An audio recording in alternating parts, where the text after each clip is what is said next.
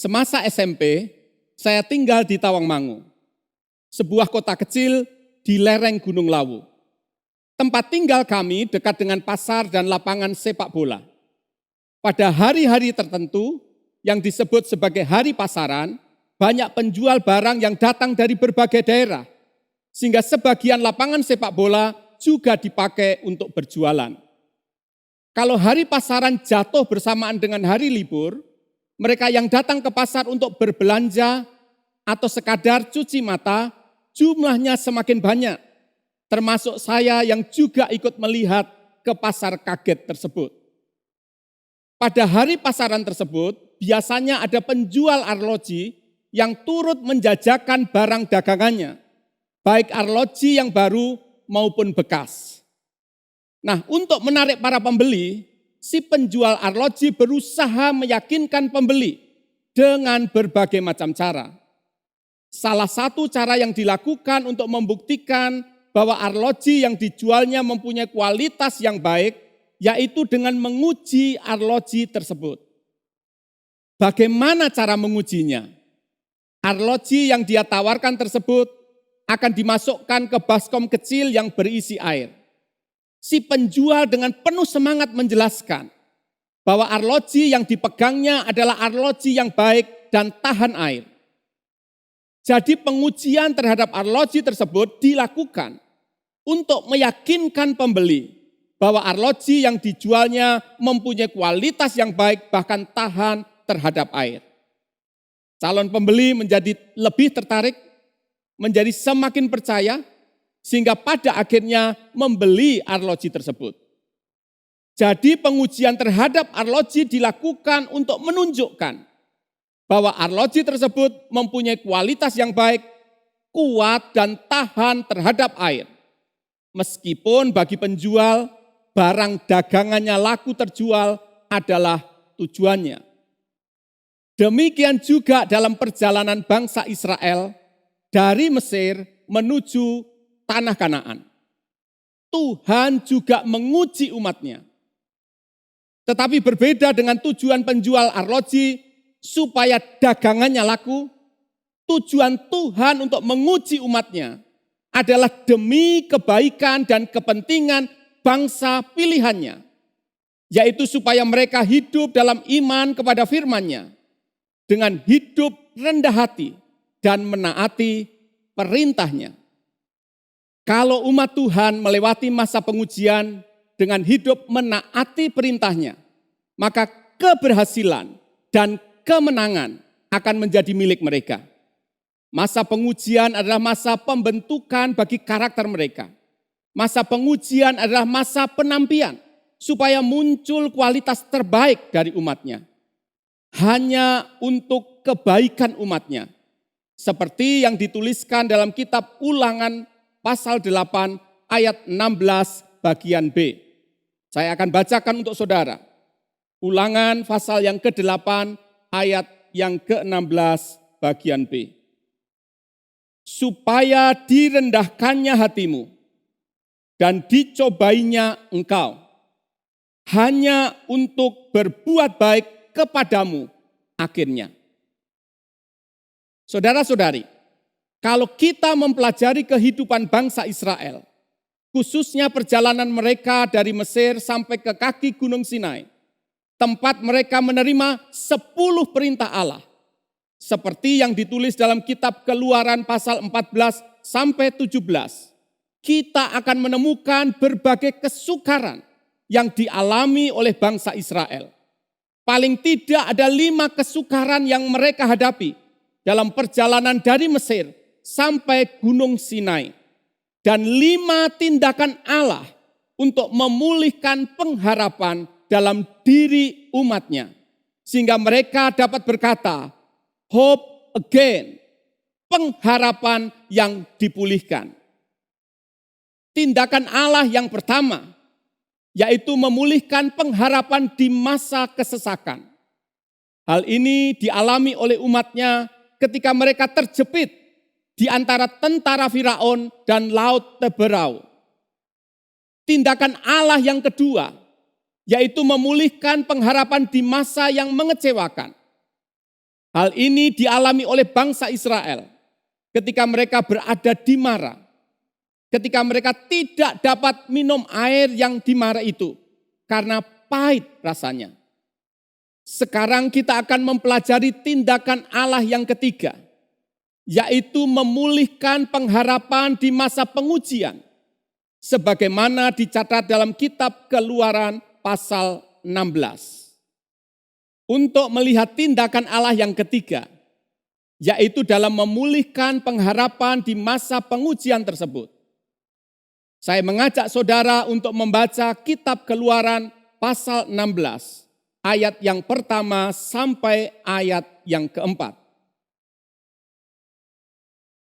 Keluaran pasal 16, ayat yang pertama sampai yang keempat. Demikian firman Tuhan.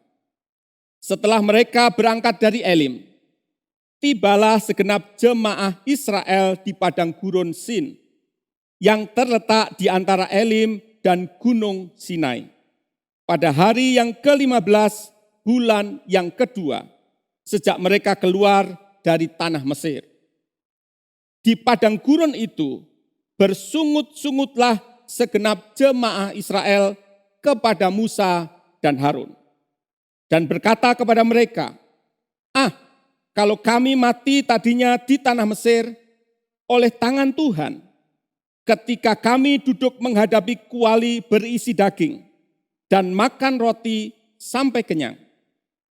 Sebab kamu membawa kami keluar ke padang gurun ini untuk membunuh seluruh jemaah ini dengan kelaparan. Lalu berfirmanlah Tuhan kepada Musa, sesungguhnya aku akan menurunkan dari langit hujan roti bagimu. Maka bangsa itu akan keluar dan memungut tiap-tiap hari sebanyak yang perlu untuk sehari. Supaya mereka kucoba apakah mereka hidup menurut hukumku atau tidak. Inilah kesukaran yang ketiga yang dialami oleh bangsa Israel sejak mereka keluar dari Mesir, yaitu menghadapi kelaparan. Kesukaran ini mereka alami di padang gurun Sin, yaitu di antara Elim dan Gunung Sinai.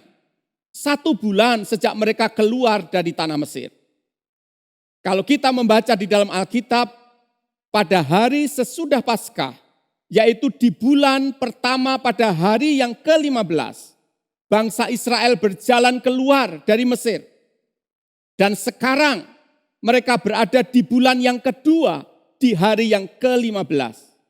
Dalam kurun waktu 1 bulan itu, mereka telah mengalami berbagai peristiwa dan tindakan Tuhan yang ajaib, yang memberikan pengharapan kepada umatnya. Pertanyaannya, apakah yang menjadi tanggapan umat Tuhan ketika mereka mengalami berbagai kesukaran dalam hidup mereka? Inilah tanggapan umat Israel terhadap kesukaran yang mereka alami, yaitu bersungut-sungut kepada Tuhan. Pada masa sekolah, ada waktu atau hari yang tidak diinginkan, tidak diharapkan, yaitu hari di mana sebagai siswa kita harus menghadapi ujian. Apalagi kalau ujian tersebut diadakan secara mendadak.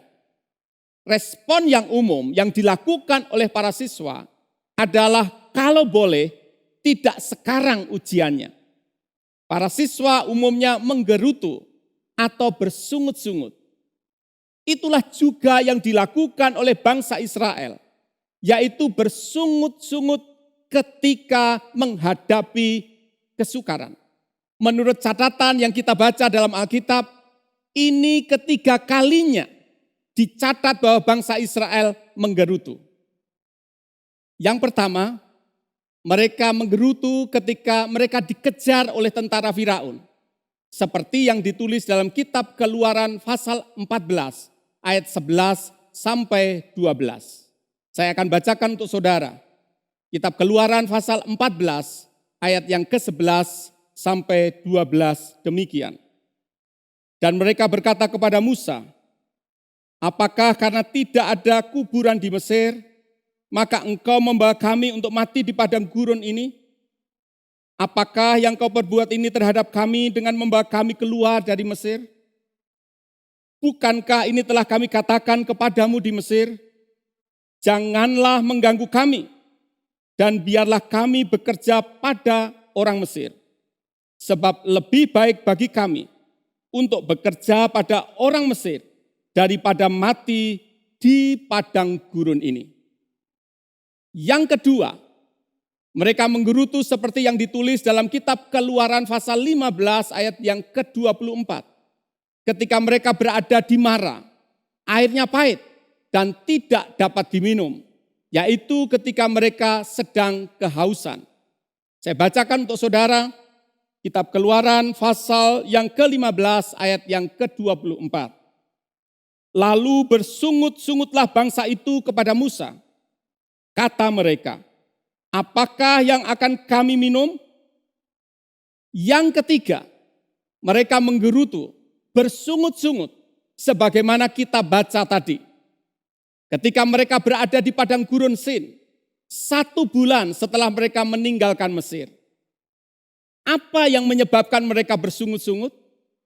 Karena mereka menghadapi kelaparan. Bersungut-sungut adalah tanda ketidakpercayaan kepada Tuhan dan tidak bersyukur kepada Tuhan untuk kemurahan Tuhan yang telah diterima. Padahal tujuan Tuhan membawa bangsa Israel melintasi padang gurun bukan karena Tuhan tidak mengasihi mereka, tetapi justru sebaliknya untuk kebaikan umatnya, yaitu supaya mereka hidup dalam kerendahan hati dan menaati perintahnya, mengajar umatnya untuk hidup mengandalkan Tuhan, bergantung kepada Tuhan setiap hari. Saudara-saudari, apa yang dialami bangsa Israel di masa pengujian ketika mereka berada di padang gurun Sin? Di padang gurun Sin, Tuhan menguji umatnya dengan cara yang pertama, membawa mereka untuk mengalami masa yang sukar, yaitu kelaparan. Dituliskan dalam kitab Keluaran pasal 16 ayat yang ketiga demikian. Dan berkata kepada mereka,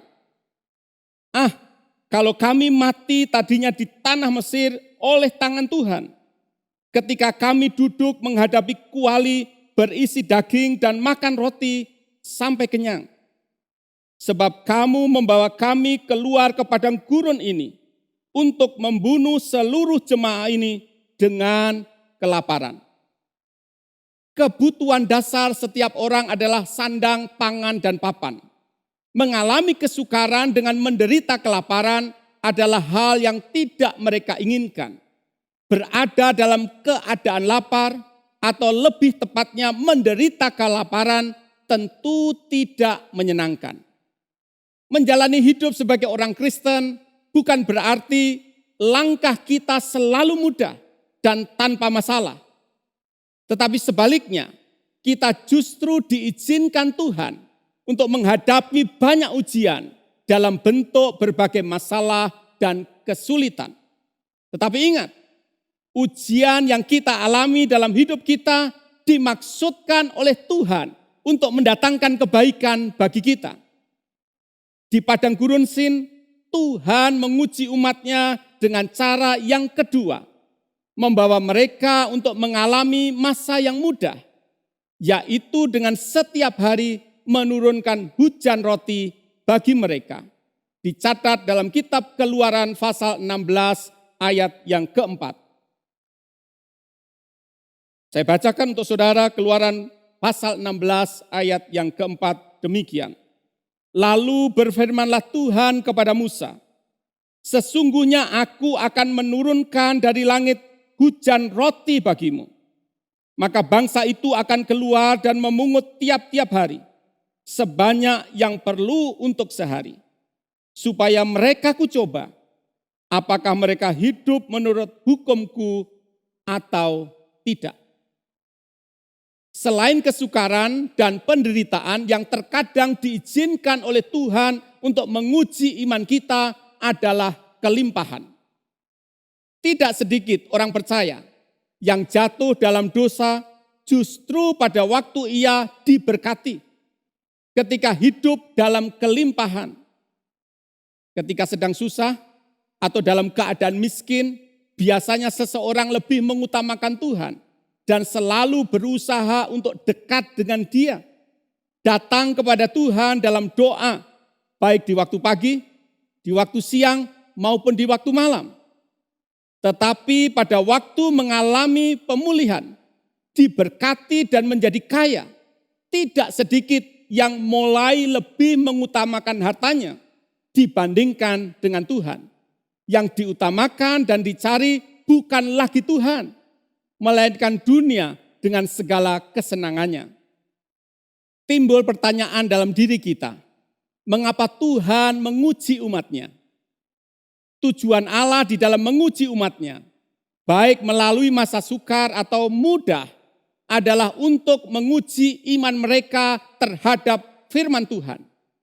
Seperti yang dicatat dalam kitab Keluaran pasal 16 ayat yang keempat.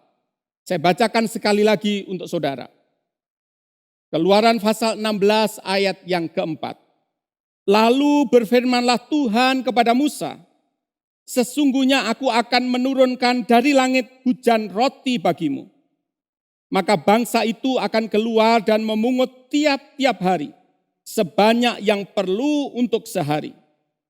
Supaya mereka kucoba, apakah mereka hidup menurut hukumku atau tidak. Saudara-saudari, pada masa wabah COVID-19 sekarang ini, sebelum seseorang masuk ke supermarket, restoran, kantor, mal, dan lain sebagainya, biasanya diharuskan melewati pintu pengujian. Setiap orang dicek secara khusus berapa suhu tubuhnya. Kalau suhu tubuh di atas 38 derajat Celcius, maka yang bersangkutan akan dilarang untuk masuk. Suhu tubuh 38 derajat Celcius menjadi rujukan apakah seseorang diizinkan masuk atau tidak. Apa yang menunjukkan bahwa sebagai umat Tuhan, kita hidup dalam iman terhadap firman Tuhan?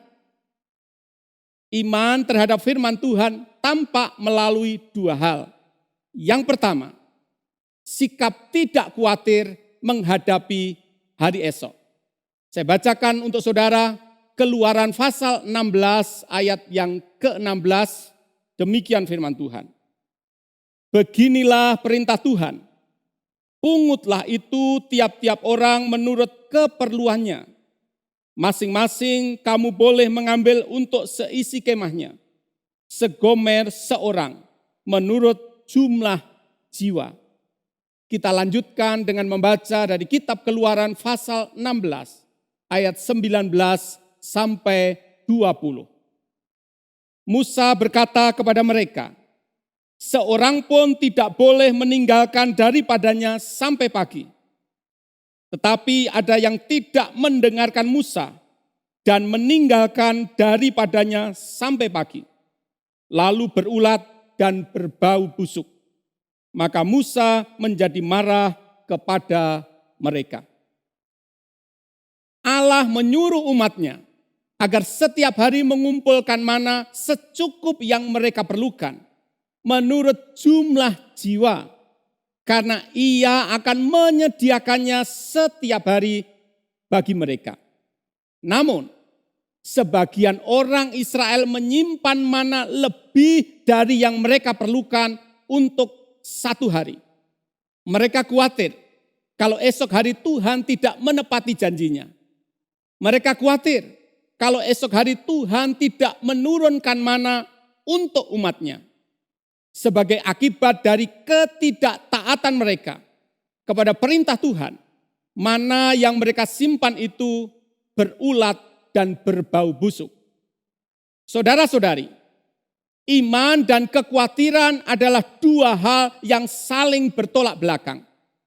Iman membawa kita semakin mendekat kepada Tuhan, semakin kuat di dalam Tuhan. Sebaliknya, kekhawatiran menjauhkan seseorang dari Tuhan, membawa yang bersangkutan hidup di dalam keputusasaan. Itu sebabnya tidak mungkin seseorang hidup dalam iman dan pada saat yang sama hidup di dalam kekhawatiran. Hidup di dalam iman akan membuat kita dapat menatap hari esok tanpa kekhawatiran. Saat ini banyak orang yang berada dalam keadaan terbelenggu, dalam keadaan terkungkung dalam penjara, yang disebut sebagai penjara kekhawatiran. Hidupnya tidak tenang, selalu gelisah sepanjang hari. Di malam hari tidak dapat tidur dengan nyenyak, sampai akhirnya mengalami depresi. Yang menyedihkan, ada banyak orang percaya yang juga terkungkung dalam penjara kekhawatiran. Mengapa demikian? Karena sekalipun mereka bertuhan, mereka tidak yakin Tuhan memelihara. Sekalipun memohon kepada Tuhan, mereka tidak yakin Tuhan mampu menolong. Meskipun mereka percaya Tuhan mampu menolong, mereka tidak yakin Tuhan mau untuk menolong. Kita dapat hidup bebas dari belenggu penjara kekhawatiran kalau hidup dalam iman kepada Tuhan dan firman-Nya. Tuhan Yesus tidak mau umat-Nya hidup tersiksa dalam penjara kekhawatiran. Berulang kali firman Tuhan mengingatkan kita untuk tidak khawatir. Jika Tuhan memelihara burung-burung di udara, mungkinkah Dia tidak memelihara kita? Jika Tuhan mampu mendandani bunga bakung sampai sedemikian indahnya, mungkinkah Dia tidak mampu menolong kita melewati kesukaran? Percayalah bahwa Tuhan mampu dan mau menolong kita melewati masa yang sukar ini. Iman terhadap firman Tuhan tampak melalui dua hal. Yang pertama, sikap tidak khawatir menghadapi hari esok. Yang kedua, sikap menaati perintah Tuhan. Kita akan baca kitab Keluaran pasal 16 ayat 21 sampai 27. Keluaran pasal 16 ayat 21 sampai 27. Setiap pagi mereka memungutnya, tiap-tiap orang menurut keperluannya. Tetapi ketika matahari panas, cairlah itu. Dan pada hari yang ke-6, mereka memungut roti itu 2 kali lipat banyaknya, 2 gomer untuk tiap-tiap orang. Dan datanglah semua pemimpin jemaah memberitahukannya kepada Musa. Lalu berkatalah Musa kepada mereka, inilah yang dimaksudkan Tuhan. Besok adalah hari perhentian penuh, Sabat yang kudus bagi Tuhan. Maka roti yang perlu kamu bakar, bakarlah. Dan apa yang perlu kamu masak, masaklah. Dan segala kelebihannya biarkanlah di tempatnya untuk disimpan sampai pagi. Mereka membiarkannya di tempatnya sampai keesokan harinya, seperti yang diperintahkan Musa. Lalu tidaklah berbau busuk dan tidak ada ulat di dalamnya. Selanjutnya kata Musa, makanlah itu pada hari ini, sebab hari ini adalah Sabat untuk Tuhan. Pada hari ini tidaklah kamu mendapatnya di padang. 6 hari lamanya kamu memungutnya. Tetapi pada hari yang ke-7 ada Sabat, maka roti itu tidak ada pada hari itu. Ayat yang ke-27. Tetapi ketika pada hari ke-7 ada dari bangsa itu yang keluar memungutnya, tidaklah mereka mendapatnya. Saudara-saudari, Allah menyuruh umatnya agar pada hari yang ke-6 mengumpulkan mana 2 kali lipat dari kebutuhan mereka setiap hari.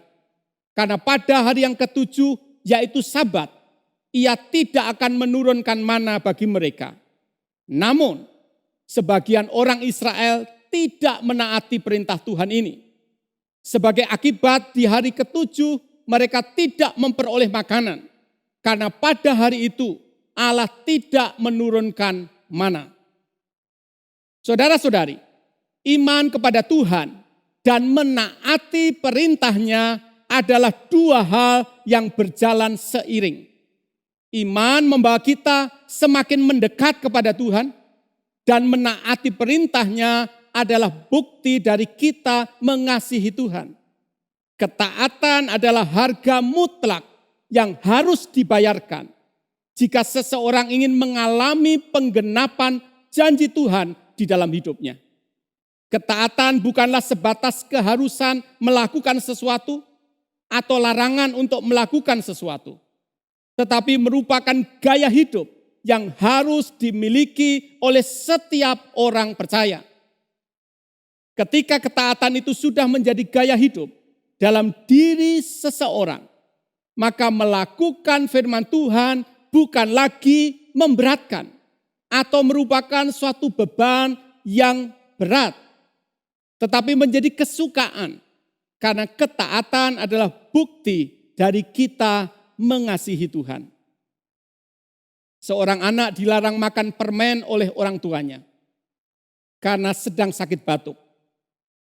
Namun ketika ia melihat satu kotak permen yang berwarna-warni tersedia di meja makan, ia mulai tergoda. Terus melihat permen yang warnanya menarik tersebut. Saat ada keinginan untuk mengambil dan menikmati permen itu, ia teringat kepada perintah dari orang tuanya. Hatinya mulai bergumul. Ia tahu bahwa sebenarnya ia tidak boleh makan permen selama masih batuk. Tapi keinginannya untuk menikmati permen tersebut ternyata jauh lebih besar dari larangan orang tuanya. Akhirnya ia memilih untuk melakukan apa yang menjadi keinginan hatinya. Mengapa dalam berbagai kesempatan dan situasi tertentu kita menjadi sulit untuk menaati perintahnya? Kalau kita renungkan, sebenarnya yang sulit bukan perintahnya, tetapi yang sulit bahkan sangat sulit adalah mengendalikan keinginan hati kita. Keinginan hati yang bertentangan dengan perintah Tuhan telah membuat kita keberatan untuk menaati perintahnya. Inilah yang perlu kita lakukan di masa pengujian, yaitu menaati perintahnya dengan menyesuaikan keinginan hati kita dengan kehendak Tuhan. Saudara-saudari, mari merendahkan diri di hadapan Tuhan, menyadari keterbatasan hidup kita, tidak khawatir menghadapi hari esok, dan di saat yang sama menaati perintahnya dalam hidup kita. Apabila umat Tuhan hidup di dalam iman kepada Tuhan dan firman-Nya di masa pengujian, baik pengujian dalam bentuk tidak ada makanan, ataupun pengujian dalam bentuk mana yang Allah sediakan, maka di dalam segala keadaan, mereka akan dapat tetap hidup dengan penuh pengharapan. Hidup kita tidak di bawah kendali situasi dan keadaan yang ada di sekitar kita. Kita hidup dalam kendali kasih dan kuasa Allah yang maha besar. Kadang apa yang terlihat tidak menyenangkan, sukar dan buruk sebenarnya telah dirancang oleh Tuhan untuk menghasilkan hal yang baik bagi kita yang mengasihi Dia. Di balik hal yang sukar, Tuhan merencanakan hal yang baik dalam hidup kita, umat-Nya. Tuhan turut bekerja dalam segala sesuatu untuk mendatangkan kebaikan bagi kita yang mengasihi Dia, bagi kita yang menaati perintah-Nya. Kebutuhan hidup manusia tidak akan pernah ada habisnya, bahkan semakin meningkat setiap hari. Orang yang hidup berkekurangan menjadi mudah terserang kekhawatiran, merasa miskin dan tidak dapat melakukan apa-apa. Sebaliknya, orang yang memiliki banyak harta diserang dengan bahaya ketamakan. Hidup mengandalkan dirinya sendiri karena banyaknya harta yang dimiliki. Apa yang harus kita lakukan di masa pengujian? Kita harus hidup dalam iman. Apabila kita hidup di dalam iman terhadap Tuhan dan firman-Nya di masa pengujian, maka di dalam segala keadaan kita akan dapat tetap hidup dengan penuh pengharapan. Tuhan mampu dan mau menolong kita, umat yang berharap kepadanya. Tuhan Yesus sudah menyediakan kejutan demi kejutan, yaitu mujizat-Nya yang membuat kita semakin terkagum-kagum akan kasih dan kemurahan Tuhan dalam hidup kita. Tidak seharusnya kita menyiksa diri dengan hidup dalam kekhawatiran. Dan betapa tidak berhikmatnya kita kalau kita hidup dengan mengandalkan kekuatan diri sendiri. Masa pengujian adalah masa di mana kita hidup dalam iman kepada Tuhan dan firman-Nya. Dengan cara tidak khawatir menghadapi hari esok. Dan bersedia untuk menaati perintah-Nya. Saudara-saudari, Tuhan dapat diandalkan dalam segala keadaan. Ada pengharapan di masa pengujian. Mari datang kepada Tuhan dengan iman. Tidak khawatir tentang hari esok. Dan bersedia menaati perintah-Nya. Di masa pengujian, kita diizinkan Tuhan mengalami masa yang sukar. Melewati proses yang tidak menyenangkan. Terkadang mesti melewati padang gurun yang gersang, penuh dengan tantangan yang menghadang. Apabila saudara sedang mengalami hal seperti ini, jangan khawatir, jangan takut, sebab Tuhan berjanji dan telah membuktikan janjinya, bahwa meski di padang gurun sekalipun, Tuhan sanggup memelihara kita. Tuhan mampu dan mau menolong kita, umat yang berharap kepadanya, apapun kesukaran yang kita hadapi. Mari kita berdoa. Allah yang maha besar, Allah pengendali atas alam semesta dan seluruh isinya, Allah sumber kekuatan kami, kepadamu ya Tuhan kami membawa seluruh pergumulan umat-Mu. Tuhan, ulurkanlah tangan-Mu. Tuhan, lakukanlah mujizat dalam kehidupan umat-Mu. Berdoa untuk setiap umat-Mu yang mengalami pergumulan dalam rumah tangga. Mereka yang mengalami masalah dalam usaha pekerjaan. Mereka yang mengalami kesulitan di dalam studi. Mereka yang sedang menderita sakit, dan apapun masalah yang sedang dihadapi oleh umat-Mu, Tuhan, Engkau sanggup memulihkan keadaan umat-Mu. Engkau mampu dan mau memberkati umat-Mu. Doa kami ya Tuhan, berkatilah umat-Mu. Kami percaya ya Tuhan, mujizat sedang terjadi dalam kehidupan setiap umat-Mu. Umat yang berharap kepadamu. Roh Kudus, tolong kami untuk tidak khawatir menghadapi hari esok. Untuk menaati firman-Mu dalam kehidupan kami sehari-hari. Kami percaya perjalanan kami akan menjadi perjalanan yang penuh dengan mujizat. Karena Tuhan yang menuntun dan menyertai perjalanan kami. Di dalam nama Tuhan Yesus, Allah yang kasih dan kuasa-Nya tidak terbatas. Kami berdoa dan mengucap syukur. Amin.